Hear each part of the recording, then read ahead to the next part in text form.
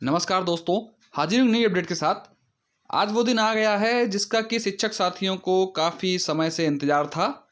जी हाँ, आप लोग देख रहे हैं आज ये जो पत्र जारी हुआ है महानिदेशक स्कूल शिक्षा महोदय की तरफ से, जिसमें कि उत्तर प्रदेश बेसिक शिक्षा परिषद द्वारा जो संचालित विद्यालय हैं, जिसमें कि प्राथमिक और उच्च प्राथमिक दोनों ही आते हैं, उनमें अंतः जनपदीय स्थानांतरण के संबंध में पत्र को जारी कर दिया गया है। जै मतलब इसका है म्यूचुअल ट्रांसफ़र से जो म्यूचुअल ट्रांसफ़र होते हैं, पारस्परिक तबादले, वो इस पत्र के माध्यम से किए जा सकेंगे भविष्य में। और आप लोग देख रहे हैं इसमें क्या लिखा हुआ है कि सूची है कि बेसिक शिक्षा विभाग शासनादेश संख्या इतना, इसमें जी जो है प्राथमिक एवं उच्च प्राथमिक, ये देखिएगा इसमें लिखा हुआ है प्राथमिक एवं उच्च प्राथमिक विद्यालयों में कार्य शिक्षकों के शैक्षिक सत्र 2022-23, मतलब कि ये जो सत्र चल रहा है उसमें कि 22-23 अभी अंतर्जनपदीय जो तबादले हैं वो होंगे इसमें। और इसमें कार्य जो शिक्षक हैं वो अपने निवास स्थान, विकास खंड, जनपद से अधिक दूरी पर तैनात होने के कारण उन विद्यालयों में आने जाने में जो है असमर्थता होती है, जिसको कि जनप्रतिनिधियों द्वारा भी कई बार कहा गया है। जीआरएस में भी शिकायत दर्ज कराई गई इस मामले में शैक्षिक संगठन शिक्षकों के माध्यम से प्रायः बताया जाता रहा है। इस चीज़ का भी यहाँ पर मेंशन किया गया है पत्र में महानिदेशक महोदय द्वारा। और इन्होंने कहा है कि पारस्परिक स्थानांतरण से जहाँ एक और छात्र अध्यापक अनुपात में कोई प्रतिकूल प्रभाव नहीं पड़ेगा। कहने का मतलब ये है कि यहाँ पर जो है हेड टू हेड जो है रिप्लेस होता है, मतलब कोई भी समस्या नहीं आती है शैक्षिक वातावरण में विद्यालय में, क्योंकि एक शिक्षक वहाँ से जाता है और दूसरा शिक्षक वहीं पर आ जाता है। उसी के साथ में वहीं अध्यापकों द्वारा सुगमता एवं रुचिपूर्ण ढंग से पठन पाठन कार्य को संपादित किया जा सकेगा। ये बात बिल्कुल सही है। और इसके बाद में जो समिति बनाई गई है इन अंतः जनपदीय तबादलों के लिए, इसमें आप लोग देख सकते हैं कि क पे प्राचार्य जो रहेंगे डाइट के वो रहेंगे, उसके बाद में जिला विद्यालय निरीक्षक मतलब डीआईएस सर रहेंगे, फिर बीएसए हैं, उसके बाद में वित्त एवं लेखाधिकारी मतलब कि अकाउंटेंट ऑफिसर सदस्य के रूप में रहेंगे। अध्यक्ष जो रहेंगे वो प्राचार्य जी रहेंगे। उसके बाद में बिंदु 2 पर लिखा है कि शिक्षकों के पारस्परिक स्थानांतरण एक शैक्षिक सत्र में 2 बार, मतलब कि जो ग्रीष्मावकाश रहेगा और शीत अवकाश जो होते हैं उन पे दौरान किए जा सकेंगे। परंतु शिक्षकों द्वारा शैक्षिक सत्र के दौरान ऑनलाइन आवेदन कभी भी किया जा सकता है। इनका कहने का मतलब है जो पोर्टल चलता है हम लोगों का मानव संपदा वाला, यहाँ पर वो ट्रांसफ़र की व्यवस्था ऑनलाइन दे देंगे, जिसको कि आप सत्र में किसी भी समय कर सकते हैं। माननीय उच्च न्यायालय द्वारा भी शिक्षकों के स्थानांतरण के संबंध में अभिमत व्यक्त किया गया है कि शैक्षिक सत्र में गतिमान रहने के दौरान स्थानांतरित होने पर विद्यालयी शिक्षा व्यवस्था पर प्रतिकूल प्रभाव पड़ता है। बिल्कुल सही बात है, क्योंकि अगर कोई शिक्षक किसी विद्यालय में पढ़ा रहा है और उसका तबादला उस मध्य में हो जाता है तो प्रभाव तो पड़ता है। तो यहाँ पर यहीं पर ये चीज़ स्पष्ट की गई है कि ग्रीष्मावकाश और शीत अवकाश के दौरान ही तबादले होंगे, लेकिन आप आवेदन किसी भी समय कर सकते हैं।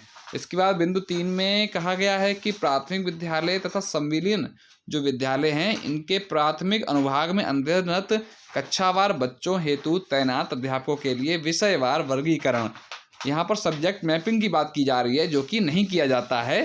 कहने का मतलब है जो प्राथमिक शिक्षक जो भर्ती होती है इसमें विषय के हिसाब से ये भर्ती नहीं होती है। इसलिए अतः पारस्परिक स्थानांतरण हेतु प्राथमिक विद्यालयों में जो कार्य शिक्षक हैं उनके मध्य भाषा, विज्ञान, गणित की बाध्यता नहीं होगी। यहाँ पर ये चीज़ स्पष्ट कर दी गई है। अब जब भर्ती ही बिना विषय की हो रही है तो आप तबादले में विषयों को नहीं ला सकते हैं। यहाँ पर इस चीज़ को स्पष्ट भी किया गया है कि ऐसा नहीं होगा।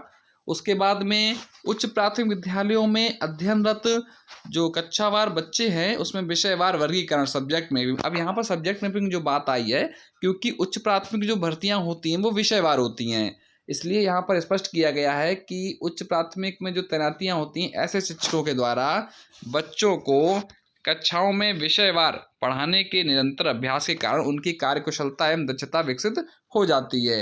अब यहीं पर ये चीज़ कही है। और लास्ट में आप लोग देख रहे हैं कि शिक्षा की गुणवत्ता में निरंतर वृद्धि हो सके, इसलिए समान विषय हेतु समान विषय वाले शिक्षकों की उपलब्धता आवश्यक है। अतः उच्च प्राथमिक विद्यालयों में तैनात शिक्षकों के पारस्परिक स्थानांतरण हेतु समान पद, समान विषय के होने की स्थिति में ही स्वीकार किए जाएंगे। मतलब कि यहाँ पर विषय की बाध्यता रहेगी, पद की बाध्यता रहेगी।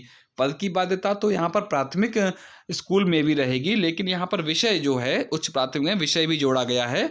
तो जैसे कि अगर कोई गणित विषय से जूनियर स्कूल में पढ़ा रहा है या विज्ञान विषय से है, तो उसका तबादला भी विज्ञान के शिक्षक से ही होगा। अगर गणित का शिक्षक है तो गणित के शिक्षक से ही उसका म्यूचुअल ट्रांसफर हो सकेगा। इसके बाद में पारस्परिक स्थानांतरण के लिए श्रेणियां भी अनुबंध कर दी गई हैं। आप लोग देख सकते हैं कि प्रधानाध्यापक प्राथमिक विद्यालय का, प्रधानाध्यापक प्राथमिक विद्यालय, वही चीज़ जो मैं अभी बता रहा था आपको। उसके बाद में हेड टीचर जो है या फिर का सहायक अध्यापक उच्च प्राथमिक, मतलब कि ये है कि जो हेड होता है प्राइमरी का वो जूनियर स्कूल में नहीं जाएगा। मतलब कि प्राइमरी का जो प्रिंसिपल है, हेड है, वो जूनियर का सहायक बन सकता है। दूसरे पॉइंट में यही चीज़ कही गई, जो प्रधान अध्यापक है प्राथमिक विद्यालय का, वो सहायक अध्यापक उच्च प्राथमिक विद्यालय में जा सकता है। उसके बाद में सहायक अध्यापक प्राथमिक विद्यालय का सहायक अध्यापक प्राथमिक विद्यालय में ही जाएगा। फिर है सहायक अध्यापक जूनियर विद्यालय का सहायक अध्यापक जूनियर विद्यालय में जाएगा। उसके बाद प्रधानाध्यापक जो उच्च प्राथमिक विद्यालय का होगा वो प्रधानाध्यापक उच्च प्राथमिक विद्यालय में जा सकेगा। लेकिन उपरोक्त मानक जो सम्मिलन वाले विद्यालयों में भी इन्हीं श्रेणियों में अनुमन्य होंगे। अगर कोई सम्मिलन विद्यालय है वहां पर भी इसी प्रकार से व्यवस्था को लागू किया जाएगा।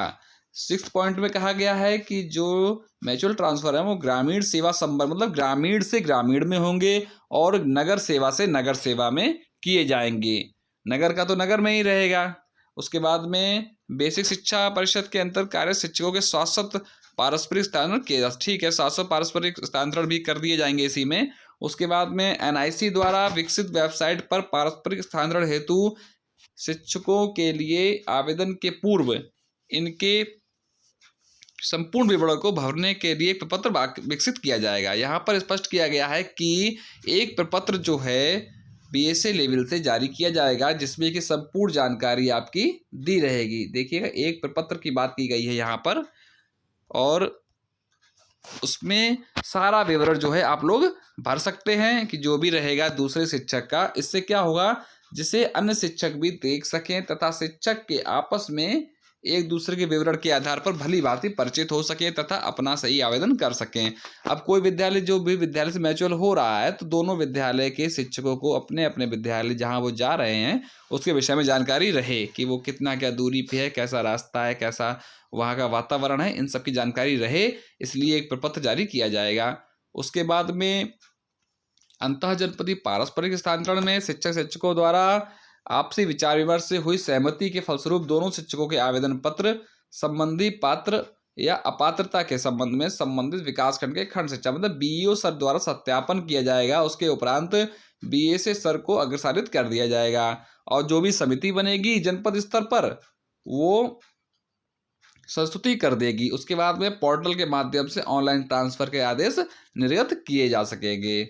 उसके बाद में अंतर जनपदीय पारस्परिक स्थानांतरण के फलस्वरूप स्थानीय शिक्षकों को समान अवधि में एक दूसरे से स्थल पर कार्यान्वयन तथा तैनाती आदेश जारी करने की कार्रवाई संबंधित बीईओ द्वारा अनिवार्य रूप से कर दी जाएगी। ठीक है, इसके बाद में आवेदन पत्र में शिक्षक द्वारा भरी गई प्रविष्टियों में यहाँ पर आप देखिएगा एक चीज स्पष्ट की जा रही है कि जो भी ऑनलाइन आप आवेदन करेंगे उसमें किसी भी प्रकार की कोई भी त्रुटि नहीं होनी चाहिए, नहीं तो वो उसके बाद में कोई भी परिवर्तन अनुमन्य नहीं किया जाएगा। इसकी आप विशेष ध्यान रखिएगा, जब भी फॉर्म भरें एक एक पॉइंट पर आप लोग विशेष नज़र रखिएगा, उसके बाद ही फाइनल सबमिट का बटन क्लिक कीजिएगा। उसके बाद में पारस्परिक स्थानांतरण के फलस्वरूप स्थानांतरित होने वाले शिक्षकों को प्रत्येक दशा में आदेश निर्गत होने के 7 कार्य दिवस के अंदर, मतलब कि अगर आपका आदेश जारी हो जाता है कि आपका ट्रांसफर फलाने विद्यालय में किया जाता है तो उसके 7 दिन के अंदर आपको वो अपना विद्यालय ज्वाइन करना ही करना है। उसके बाद में शिक्षकों द्वारा ऑनलाइन आवेदन एनआईसी द्वारा विकसित पोर्टल के माध्यम से किए जाएंगे और वही स्वीकार भी किए जाएंगे। कभी कभी होता है कोई भी अगर साथी हो वो रजिस्टर्ड या स्पीड पोस्ट या कोरियर आदि से भेज देता है, तो यहाँ पर वो चीज़ कह दी गई है कि ऐसा नहीं किया जाएगा, उसको स्वीकार नहीं करेंगे। पारस्परिक स्थानांतरण की प्रक्रिया में दोनों अध्यापकों को एक दूसरे के कार्यरत विद्यालय में पदस्थापित किया जाएगा, मतलब कि वही जो है टीचर से टीचर को रिप्लेस कर दिया जाएगा। उसके बाद में आप लोग देख सकते हैं लास्ट में पारस्परिक जो भी वो टाइम टेबल है वो यहाँ पर क्लियर किया गया है कि आप लोग स्थानांतरण रजिस्ट्रेशन की जो तिथि रहेगी वो संपूर्ण शैक्षिक सत्र के दौरान रहेगी। जो चीज़ ऊपर हमने आपको बताई थी कि आप कभी भी आवेदन कर सकते हैं, वो चीज़ यहाँ पर कही गई है। उसके बाद में शिक्षक द्वारा किए गए आवेदन पत्र का प्रिंट आउट संबंधित बीएसए कार्यालय में जमा करने की अवधि वही रहेगी। ऑनलाइन जब आवेदन आप कर देंगे उसके आप 15 दिन के अंदर आप फॉर्म जो आपका निकलेगा प्रिंट आउट वो जमा कर दीजिएगा बीएसए ऑफिस में। उसके बाद में आवेदक की पात्रता या अपात्रता के संबंध में बीएसए अधिकारी जो होंगे, बीएसए सर, वो संबंधित विकास खंड मतलब आपके बीईओ को सत्यापन हेतु आवेदन पत्र उपलब्ध कराए जाने की अवधि रहेगी आपकी 15 दिन के अंदर। मतलब बीईओ सर पहले आपका सत्यापन करेंगे, उसके बाद में बीएसए सर को भेजेंगे, तो उसकी अवधि जो है 15 दिन यहाँ पर बता दी गई है। उसके बाद में बीएसए सर द्वारा सत्यापन कराए जाने के उपरांत जो कमेटी बन रही है, आपको भी दिखाई थी वो कमेटी जिसमें अध्यक्ष प्राचार्य जी थे, वो 1 माह के अंदर जो है उसके में संस्तुति कर देंगे। शिक्षकों द्वारा पारस्परिक स्थानांतरण संबंधी किसी भी प्रकार की आपत्ति, अगर आपको कोई भी आपत्ति है तो 15 कार्य दिवस के अंदर आप अपनी प्रस्तुत कर दीजिएगा। ऐसा होता है कभी कभी कोई किसी को शक होता है कि नहीं ये प्राइमरी से जूनियर में जा रहे हैं या फिर उनका वहाँ ट्रांसफ़र नहीं होना चाहिए था। अगर किसी को किसी प्रकार की आपत्ति हो तो वो 15 कार्य दिवस में, या फिर कोई चीज़ कहीं पर छिपा रहा हो या कोई भी गलती हो रही हो तो वो आप शिकायत करना चाहें या आपको व्यक्तिगत रूप से कोई आपत्ति हो तो आप 15 कार्य दिवसों में उसके लिए कहा गया है आप अपनी आपत्ति दर्ज करा दीजिएगा। उसके बाद में 6 पॉइंट जो है स्थानांतरण आदेश निर्गत करना एवं कार्य मुक्ति आदेश, ये चीज़ ऊपर स्पष्ट की गई थी कि वो ग्रीष्म काल में ही किया जा सकेगा। यहाँ पर देखिएगा दोनों ही बातें कह दी गई हैं, शीत भी और ग्रीष्म भी, तो ट्रांसफ़र तभी हो पाएंगे। उसके बाद में लास्ट में सत्यापन हेतु शिक्षकों द्वारा उपलब्ध कराए गए अभिलेख जो भी रहेंगे वो फर्जी या कूटरचित पाए जाने पर शिक्षक के विरुद्ध नियमानुसार कार्रवाई कर दी जाएगी। और पारस्परिक स्थानांतरण के उपरांत बीएसए सर द्वारा कार्यमुक्त करने के संबंध में एक आदेश पृथक रूप से जारी किया जाएगा।